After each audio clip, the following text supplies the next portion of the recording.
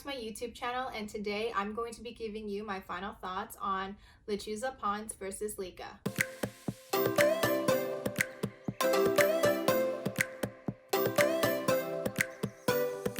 So which is it, Leca or Pons? And honestly, it really depends on what it is that you want to do and what it is that your plant wants to do.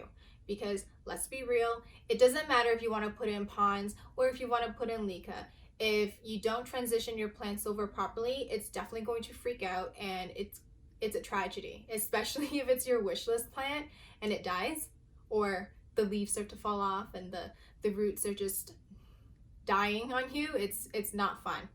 I've been there. I've done that. That's your tip for today. So Leca I like to use for propagation purposes. For example, this Monstera elbow cutting. As you can see, it's part Leca and part moss, and that's because I just really suck at using moss. Like, I can never keep it moist enough, and if it's not moist enough, it's too dry. So throw in some Leca. By adding Leca and giving it a little bit of a water reservoir, it's able to use the capillary action to drop water and keep the moss moist. And look at these roots. Like, that's amazing. Isn't nature crazy? This is choosing life right now. So the pros, great roots. It's gonna root just fine.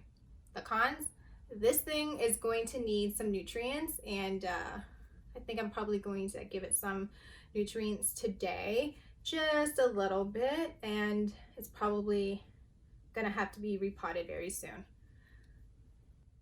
Pons, it's great. Honestly, I don't have any complaints with Pons. The transition period for this plant is close to none. This was a cutting, and I had air layered it, and once it had given me enough roots, I just stuck it in some ponds, and it has given me a lot of roots, and I'm pretty happy with that. Now, this is a self-watering planter, like I had shown you in my last video. There's some water here and the wick, so it's going to keep it moist.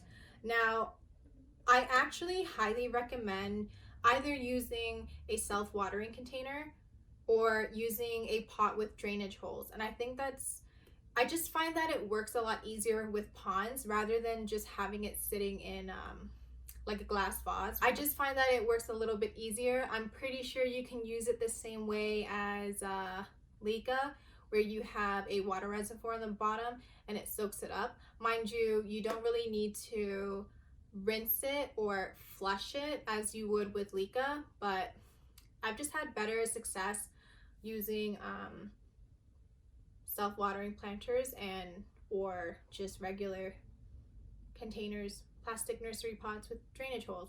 All in all, it really depends on what you want to do and what your plant wants to do.